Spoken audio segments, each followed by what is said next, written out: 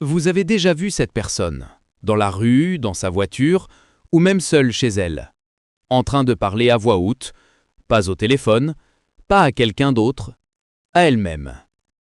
La plupart des gens trouvent ça étrange. Certains pensent que c'est un signe de déséquilibre, mais c'est une lecture superficielle. La réalité est beaucoup plus complexe. Voici ce que personne ne vous dit. Les personnes qui se parlent à elles-mêmes ne sont pas perdues, elles sont en train de structurer quelque chose. Pour comprendre, il faut remonter plus loin que le comportement lui-même. Il faut comprendre comment elles pensent. Des recherches en psychologie cognitive montrent que le langage interne, cette voix que vous entendez dans votre tête, joue un rôle central dans la prise de décision, la régulation émotionnelle et la résolution de problèmes. Chez certaines personnes, ce langage ne reste pas interne, il devient externe. Non pas par incapacité, mais par efficacité. Mettre ses pensées à voix haute permet de les organiser, de les clarifier, de leur donner une forme plus stable.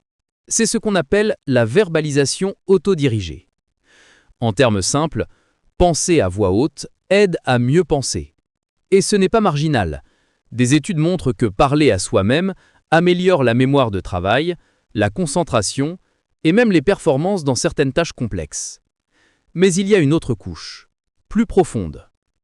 Les personnes qui parlent seules ont souvent développé une relation particulière avec leur propre esprit.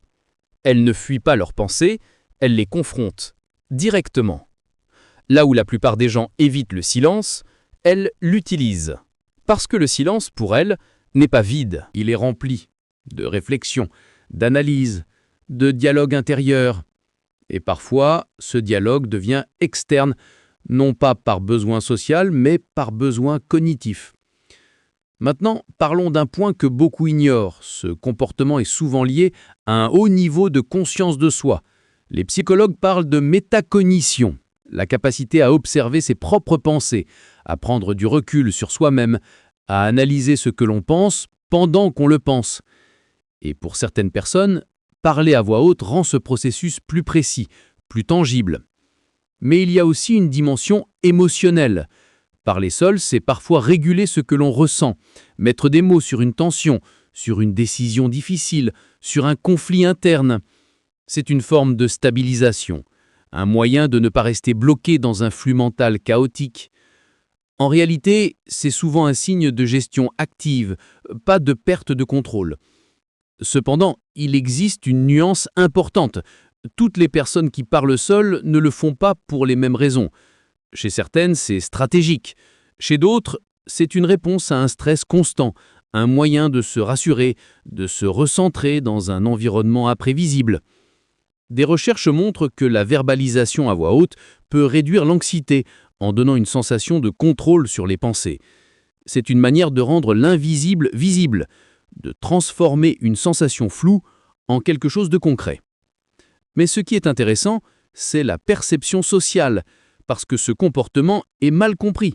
Il est souvent interprété comme étrange, alors qu'il peut être associé à des fonctions cognitives élevées. Certains profils très analytiques, très introspectifs, utilisent naturellement cette stratégie.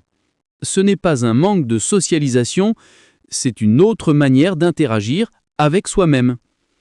Et pourtant, il y a un paradoxe. Cette capacité à gérer son monde intérieur seul peut devenir une habitude si forte qu'elle réduit progressivement le besoin d'exprimer ses pensées aux autres.